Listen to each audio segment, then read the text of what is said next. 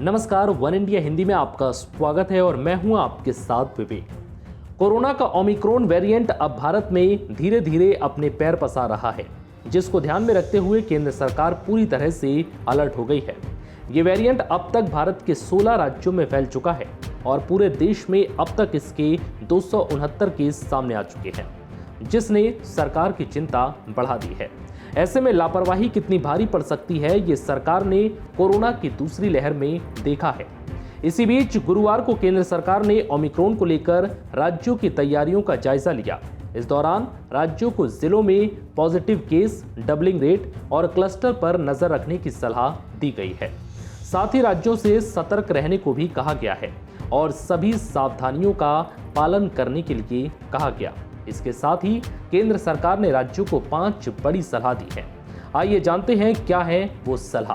पहला, केंद्र सरकार ने राज्यों से नाइट कर्फ्यू लगाने, जमावड़ों पर रोक लगाने, खासकर आने वाले त्योहारों के मद्देनजर भीड़ न करने को लेकर सलाह दी है। साथ ही कोरोना के केस बढ़ने पर कंटेनमेंट जोन और बफर जोन का निर्धारण करने को कहा है। दूसरा, केंद्र ने टेस्टिंग और सर्विलांस पर विशेष ध्यान देने की सलाह दी है। आईसीएमआर और स्वास्थ्य मंत्रालय की गाइडलाइन के मुताबिक टेस्ट कराए जाएं। Door to door case search और आरटीपीसीआर टेस्ट की संख्या बढ़ाई जाए। तीसरा, अस्पतालों में बेड, एम्बुलेंस और स्वास्थ्य उपकरण बढ़ाने पर फोकस किया जाए और ऑक्सीजन का बफर स्टॉक बनाया जाए।